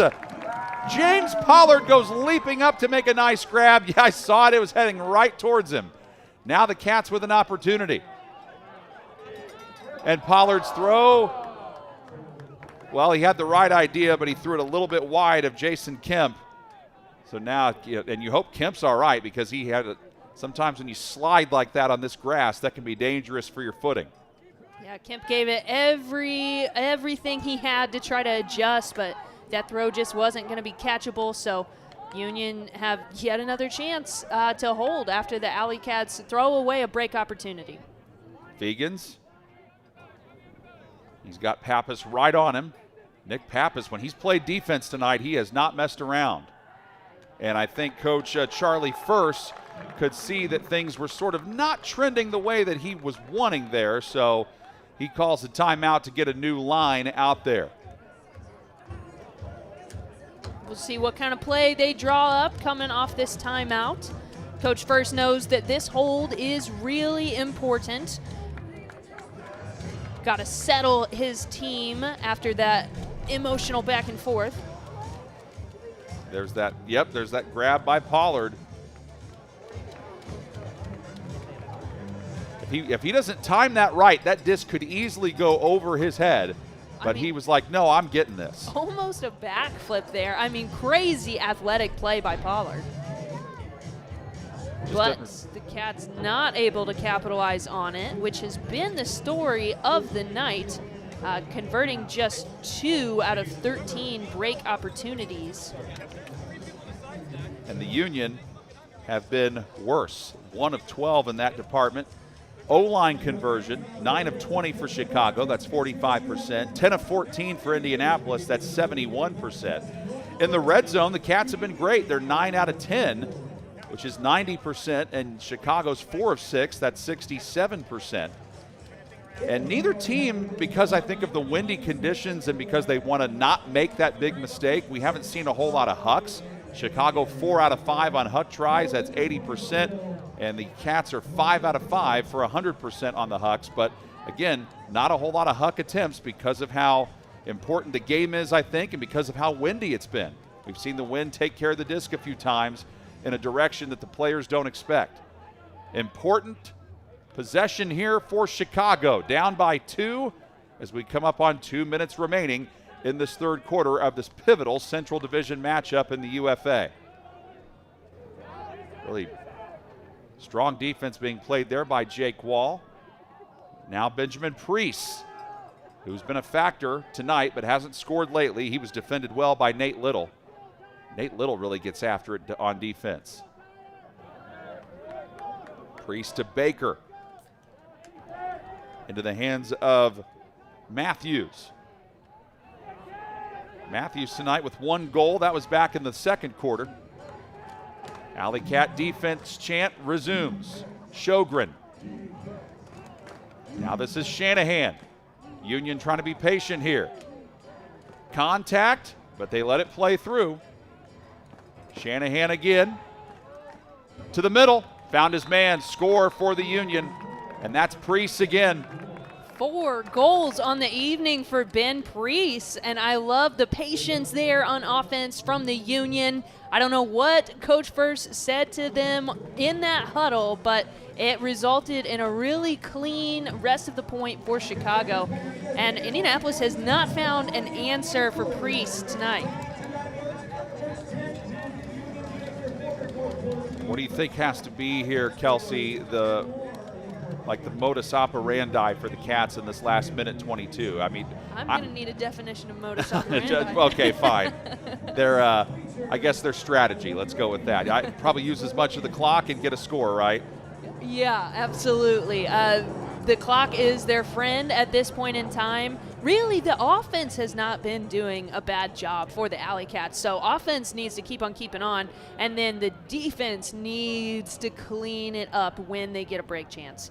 But if I'm the Cats on this point right here, taking my sweet time, playing possession frisbee, like we talked about being one of the keys to the game, and trying to punch this in before time expires because Chicago's going to receive to start their fourth quarter. And that rolling pull kind of helped the Cats use some time, to get themselves set up. Gall to Felton. Now back to Brock. Union need to defend a little bit tighter on the resets here because the Alleycats are just going to waste time if they can. Yep, got to get up on them and force that stall count to get high. Wettengel, we're at 30 seconds to go. Now he's doubled. Wettengel's done some damage tonight, so no surprise that Chicago threw a double team at him. Yeah, you cannot let them keep getting these easy resets. You have got to be tight on your person in the backfield. And mass throw offline, 14 seconds left for Chicago with a break chance. Down to 8, throw. Catch made by Marino. Marino goes to the end zone, intercepted by Wettengel. 2 seconds, 1, he fires it downfield. The disc gets nowhere close, and the third quarter comes to an end, and an exciting one it was, with the Cats ending up in that quarter on the high side, but only very slightly, 12-11. We begin the fourth quarter next on Watch UFA TV.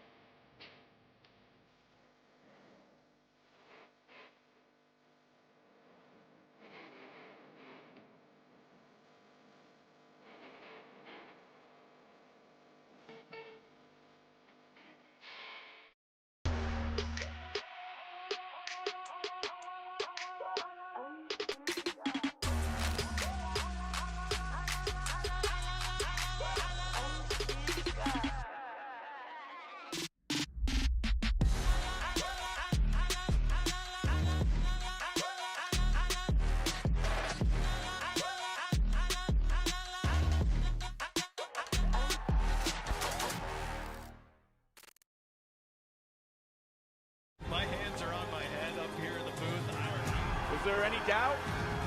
Was there any doubt? Holy smoke! About to start the fourth quarter of this very key matchup in the division, the central one that is, between Indianapolis and Chicago. Both teams 1-4, trying to get back in the playoff picture. And the Cats got the disc to begin the third quarter, so the Union get it to begin the fourth quarter. Along with Kelsey Sparks, I'm John Herrick. Thank you for tuning in to watch UFA TV. A big thanks to our technical director, Jordan Shue, as always, and to the rest of the terrific crew on the ISC Sports Network who provide their time and talents to help put this broadcast together. Union get it deep in their own zone to start. Pavel Giannis comes over to grab it. Giannis, known with some timely hucks in his career, tries to go for one, and it is swiped away by Pappas. What a play by Nick Pappas. The Union saying that the offender got the disc first, but the refs let it play on. Give the D to Pappas, and Cats with another break opportunity. Pappas in his second year with the Alleycats, his previous 3 years prior to that with Chicago, so that had to feel great for Nick. Throw to the end zone, tipped up, batted away, caught, but what do we have? It looked like there was a whistle before the throw, and what is it? I wonder if it was a timeout called by Busberg. It might have been. Looks like it was, and Nick is really disappointed to not get the bookends there, and Busberg uses his final timeout. Yeah, that's definitely worth another play, another look at. And it's not often that you can say that you intercepted a pass from Pavel Giannis, because not a whole lot of people in this league can say that, but Nick Pappas just made an incredible play there. Yeah, not with a 98% completion percentage. You're right, not many people can say they picked one off. So let's see if the Alleycats can punch this one in after all. Obviously, score doesn't count because the timeout was called first. The O-line is back out on the field, and we've seen the same O-line all night long, except for end-of-quarter situations where there's a bit taller line. Yeah, 93% completion percentage tonight for the Alleycats, 94% for Chicago. But yeah, the D-line conversion rate for Indianapolis, just 2 out of 11 and 1 of 4 for Chicago. But different story for the O-line, like you've talked about. 63% conversion on their part, 10 out of 16. So that's exactly why Coach Busberg wanted to call that timeout, get his O-line out on the field, and try to push this lead back up to 2 points. And then if you're the Alleycats, you really want to get it to 3, because if you can get a 3-point lead in the fourth quarter, even better, and that is not what you needed. A first throw turnover after a line switch. Yeah, and after a timeout, which Busberg has no more left in his arsenal. But the Union give it right back. How close were they in the red zone? That's going to be something that they will be kicking themselves over. They're 5 of 8 now in the red zone on 3 missed big opportunities there. Just got too excited and darted that disc into Shrew. Shrew gave it his all, but not catchable. And that's a long throw by Felton down the field, caught on the huck by Hawkins. Hawkins finds Goodeman, and there's a big-time score for the Cats. And Goodeman saying, okay, let's settle down, boys. Keep it going. Let's finish it out. Not a pretty point at all for either team. That was some very chaotic ultimate that we saw there, but Alleycats able to get it done. There we see again that throw just too wide of Sjogren. So the Cats get another opportunity to hold, and they make good use of it. And there's another assist for Elliot Hawkins, who seems to just rack those up against Chicago. Boy, that's probably the angriest I've ever seen a player that just scored a goal. Seth Goodeman was just so, I think, and I get why. He understands there's still an eternity left in this game, and he wants his guys to stay focused and be ready to close this thing out. You know, I was trying to read his lips there, and I almost wonder if he was trying to trash talk Chicago. It looked like he was saying, you have to guard me. Yeah. No, well. Not sure. We'll have to get the report later. Well, Goodeman has scored twice in the second half, twice in the first half for 4 total. And a long throw down the field, contested, and that is dropped. Now the question is, are they going to call a foul here? They call a foul on the Cats. I don't agree with that one. I think Ben Priest actually kind of comes into Kai Creed there. Regardless, disc sails over him. Kai Creed did not initiate that contact at all. Okay, I'll be honest with you. Criticizing ultimate referees, not exactly on my bingo card tonight. These guys have not been good. They just have not. And those were just 2 players jumping up in the air to try to make a play on the disc, to your point. And that's either a play on, you let it play on, and if the disc drops, you give it to the team who capitalized on the turnover. It looks like we have an integrity call by the Union. They're saying the disc was uncatchable. Well, that's and good. They're letting the Alleycats pick up the disc. Well, so props to the Union there. And it's been a while since we've seen an integrity call, but Ultimate is known for having that, where you make a call that goes against you, against your own benefit, when you know it's the right thing to do. So props to the Union for stepping up to do that. Something that sets Ultimate apart from all the other sports, and you love to see the integrity call invoked. James Pollard waits for help, gets it. Now Pollard trying to get free maybe for a score. He comes over to catch this one.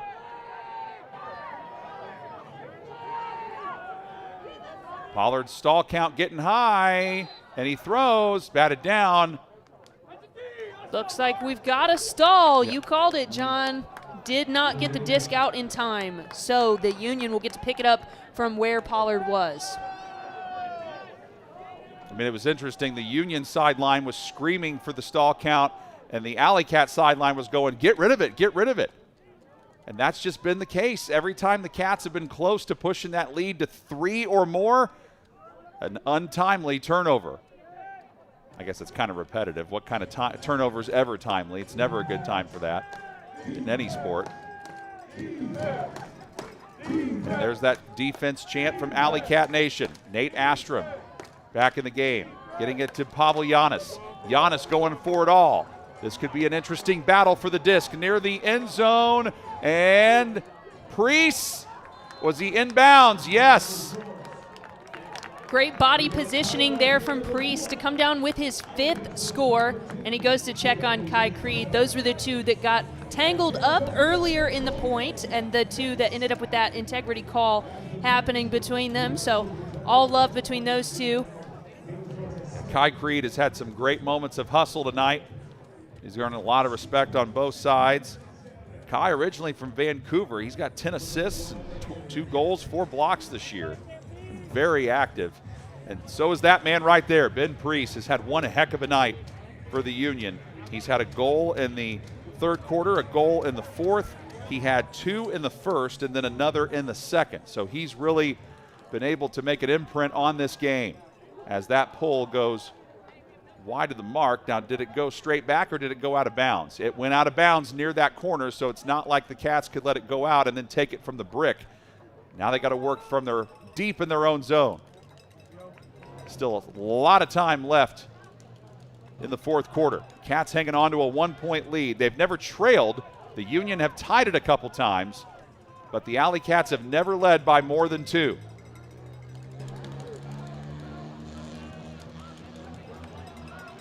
Elliott finds his brother Carter Hawkins, now Brock. Brock back to Carter. You could tell the Coach Busberg telling his team, be as careful as possible with the disc right now. You have to value it in these late game situations. Cats have had a lot of instances this year where they gave it away in the 4th. There's the throw by Felton towards the end zone and caught on the run. Felton really put some zip on that throw, and he was able to find Elliott Hawkins in the back of the end zone for a big-time goal. And he gives the gunslinger cheer or celebration as soon as he puts it up. Beautiful IO throw there into the direction, like the wind was behind him, so it just sails perfectly into Hawkins' hands. Keeping that 2-point lead. Interesting because everybody, I think, in Chicago worrying about all the assists that Hawkins can dish out, but that's the first time that Elliot Hawkins has gotten into the end zone tonight. 5 assists on the evening for Elliott, though, so still definitely been a factor in the backfield as well. And Pavel Giannis has the most assists of the game with 6. He was our player to watch for Chicago. Expect the disc to get centered to him if it hadn't gone out of bounds. Well, it does go out of the back of the end zone, but I guess did it go out? Okay. So they ruled that the Union have to go from deep in their own zone. Nearly a knock away by Little. Boy, he has really been all over the place defensively. That one goes through the hands of a Chicago Union player. And it was Wilson Matthews, who's normally sure-handed, but he just couldn't hang on. Now the Cats trying to capitalize with Xavier Payne going to the back, looking for Sam Ingham, and it goes through his hands and nearly caught on the other side. But yet again, the Cats with that opportunity to go up 3, and they cannot do it. That has been the story of the game. So many opportunities to widen that lead and kind of put away Chicago, but have not been able to convert. So Chicago with yet another opportunity to hold. As Priest is upset, there's no continuation cut for him, so Pavel has to get open from the backfield. Pavel trying to juke Jake Wall out of his shoes there. Marsh floats it back to Shanahan. Shanahan shadowed well by Creed. Now Giannis again. Going up the sideline to Matthews. Matthews pumps. Union using a lot of time on this possession. Marsh comes over to grab this one. Giannis now.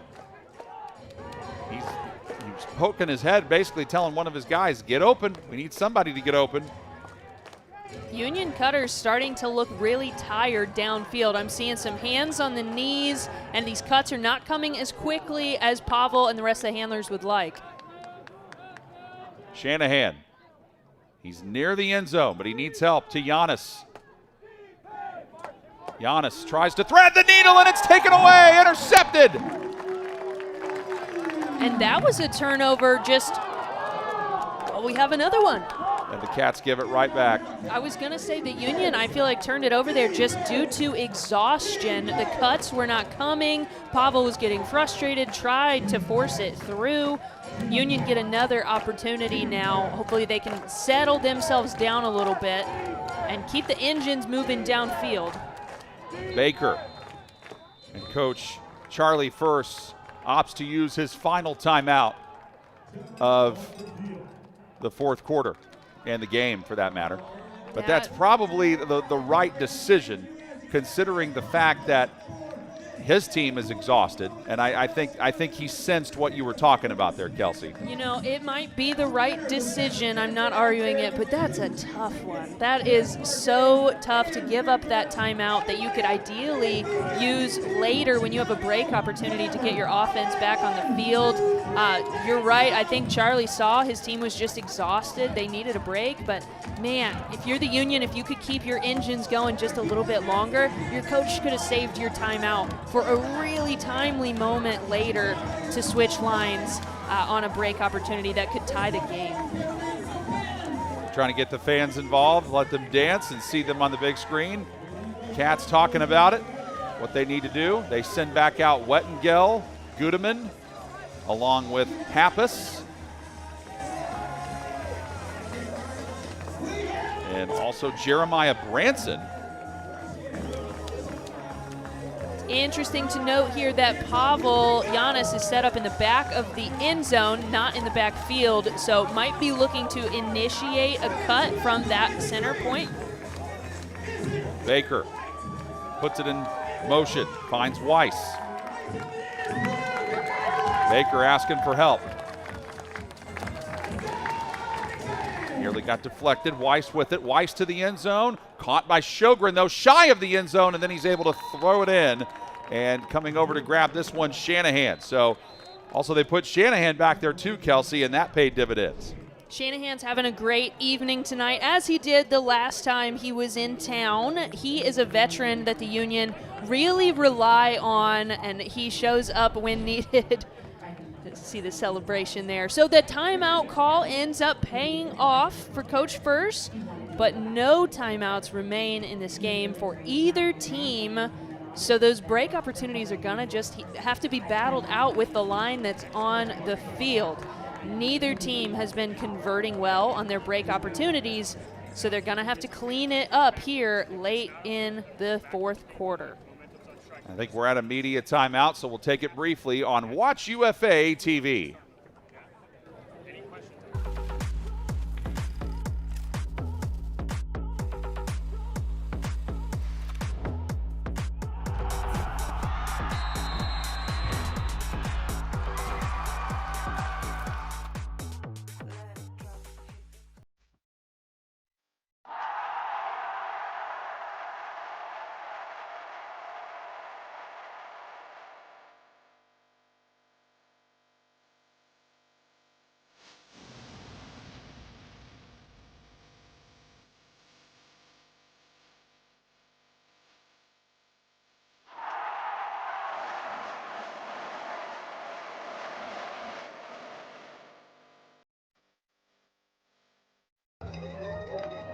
And here is the big pull from the Union.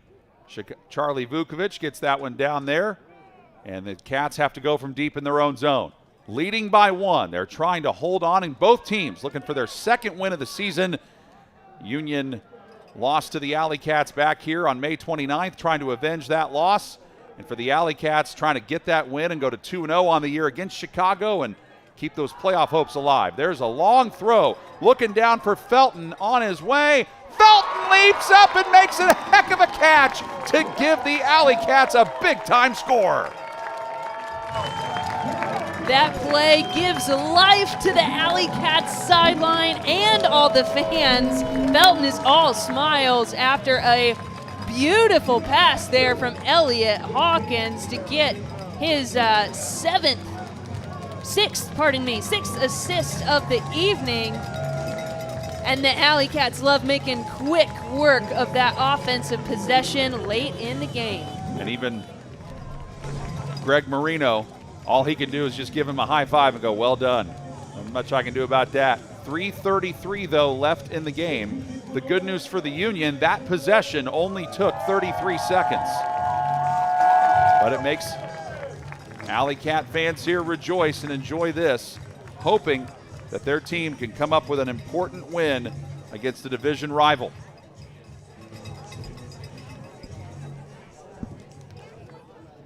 Xavier Payne will be conducting the poll.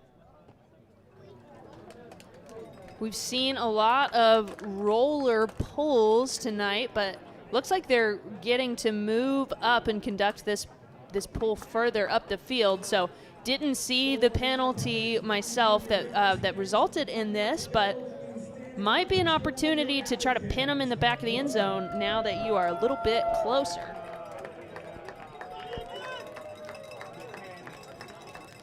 Payne trying to make sure everybody's situated. He opts to go with that rolling pull. Some of those guys on the sideline for the Union appeared to think it was coming. They had another disc ready to go. See what kind of trap the Cats come with defensively that the Union have to try to work their way out of. Hammer throw to Priest. Priest able to grab it right before Wettengel could arrive. Against the wind, too. That's a scary hammer if you're Chicago, but it pays off, and they're able to open up that field. There's Kai Creed putting on a heck of a defensive show against Marsh. And stall count. Stall count ran out on Chicago, and the Cats get the disc back. So Union forced a stall count earlier in this quarter. This time it's the Cats who get it done. 2:42 and counting. Xavier Payne floats it over to Creed. Coming up to catch it, Gall. Gall with 1 goal tonight. Now to Payne, he fakes. Finds Creed and gives it back to him. Cats trying to use as much of the clock as they can, ride this out, and get their 2nd win of the season. Wettengel. And this is what I've been talking about, John. Just let X play quarterback when the D-line gets the disc. He's the best way to put it. Gall caught it. He's in. Score. And finally, the Alleycats have that 3-goal lead that they have been chasing all night, and they did it with patience and precision. That's exactly what it takes to punch it in. That's what the D-line's been missing all night, and that's why they finally got that elusive 3-point lead. Just back to what I was saying. Did you see how Xavier Payne played 1-2 with Kai Creed, with Nate Little there in the backfield?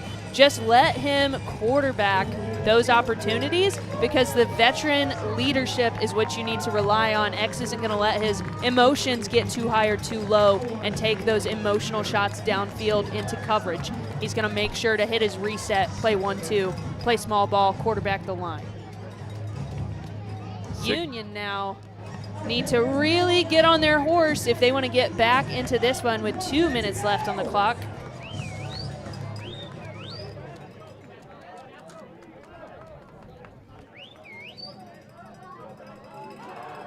Well, the rolling pull worked well for the Cats defensively last time. How does it go this time? And it works to perfection. They force a high arching throw that Priest could not catch up to. And now if you're the Cats, use some clock and get out of here with the W. Union starting to fall apart a little bit here down the stretch. And remember, both teams have no timeout, so if a disc gets dropped, we play on no matter what.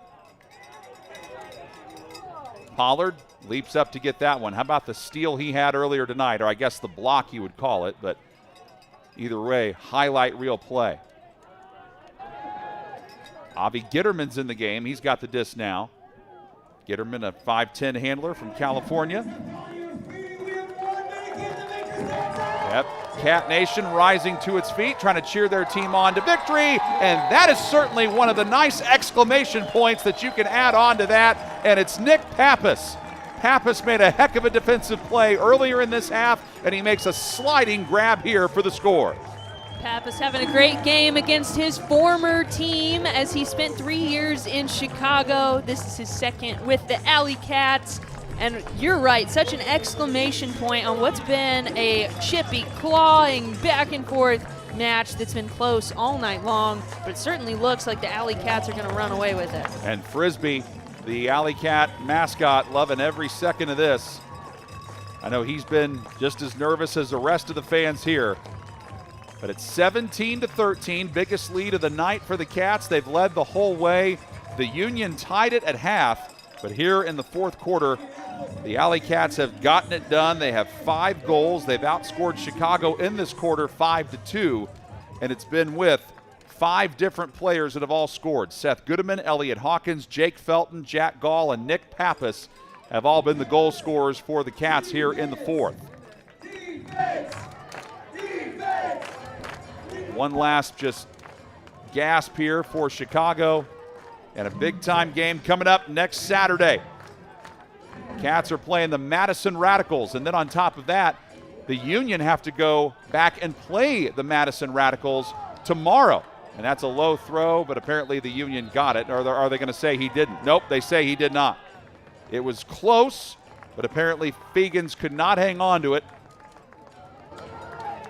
And the Cats get the disc back. So those are 2 very pivotal division matches coming up in the Central Division. Union and the Radicals on tomorrow. And then next Saturday, Kelsey and I will be back here at Kuntz Stadium to bring that game to you. Indianapolis and Madison, which will be a very important Central Division matchup. I know it feels strange to talk about the playoff picture between 2 teams that are 1-4, but most of the playoff implication games are still to come for these two teams, so Alleycats putting themselves in a much better position. And there's William Wettengale getting it done. Wettengale with a heck of a play, and he has had a busy night. So he ends up getting the first goal of the second half, and he probably ends up getting the final goal of the game.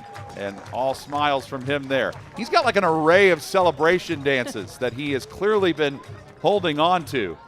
We've seen some interesting celebrations from William tonight for sure. Might have to ask him about some of those. All smiles was the last one.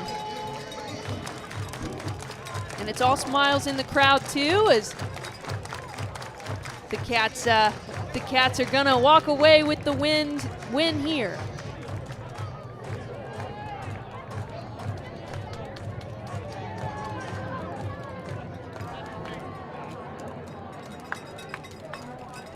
Only 6 seconds to go in this one before it's official. Throw down by Pollard, and the Cats can just let the clock wind out. What a job there. The Cats entered the fourth quarter leading 12-11, and what an exclamation point there. Job by Hawkins to grab it, spike it, and this was a very cathartic and much-needed win for the Alleycats over a rival that they know well. Both their wins now on the season against the Chicago Union, and they keep their playoff hopes very much alive with this win. And a very grateful Alleycat Nation serenades them. 18-13 the final. We'll take a break. When we come back, Kelsey Sparks will have an interview for us down on the sideline. We'll talk to a difference maker from tonight. Alleycats with the victory. Post-game coverage on the way when we come back on Watch UFA TV.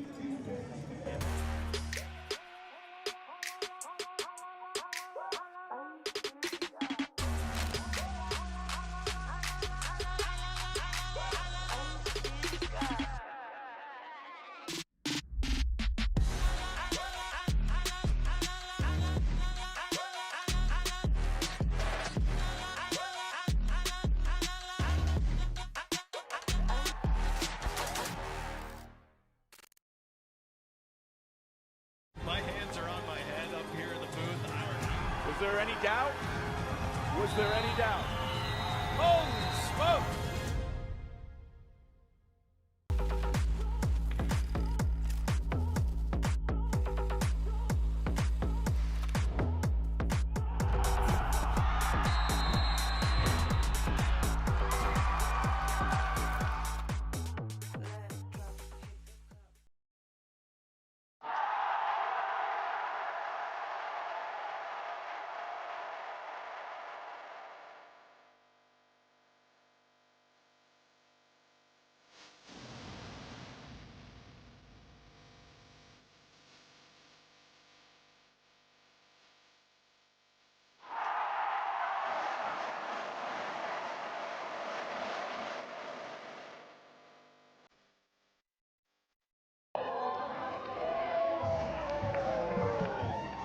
Massive win for the Alleycats. First quarter, they led 5-3 after one. Then the Union came back, tied it at 8 at the half. It was still a very close game after 3. The Alleycats led 12-11, but then pulled away. 6-2, they outscored the Union in the fourth quarter. And now, down on the field is Kelsey Sparks with Xavier Payne. Kelsey, go right ahead. Xavier, congratulations. You are one of our difference makers tonight. How do you feel? What are your first reactions coming off that win? I think that Chicago's a good team, so it's nice to beat them and, take it on to the next one. We've got a lot of games to win, so we're just preparing for the next one right now. So something that you guys struggled with early was capitalizing on those break opportunities. What was your message to your guys? If you're on the D-line, don't throw it to anybody but me or Avi. I echoed that in the booth for you. So how are you feeling as we look into the rest of the season? Good. I love the team. I think the team dynamic's great. I think that Bus is a wonderful coach. Jalen's a wonderful coach. We have a great leadership team, and so it's just like the pieces just got to fall together at this point. right, well, congratulations on the win. I'll let you celebrate with your team. There you go, Kelsey with Xavier Payne tonight, who had 1 assist and just made some excellent plays down the field to quarterback the defense and get them in a situation where they were able to do that. So 18-13 is the final. The Alleycats knock off the Chicago Union. A little more from the final stats there. The D-line conversion was a big story. Alleycats 6 of 18 in that department. The O-line conversion, Alleycats did a better job in that. Completion percentage about the same. Alleycats did a better job in the red zone. Neither team really wanted to huck it too much, but Alleycats held the edge there, and those 22 Union turnovers ended up dooming them. 22 turnovers by Chicago, 17 by Indianapolis, and the Alleycats get it done. They go to 2-4 on the season. They'll still play the Union again later on in the year. Next week, they've got Madison, and we'll be back for you with that. For Kelsey Sparks, Jordan Shue, and the rest of the fantastic crew, I'm John Herrick saying so long from Coot Stadium. You've been watching Ultimate Action on Watch UFA TV.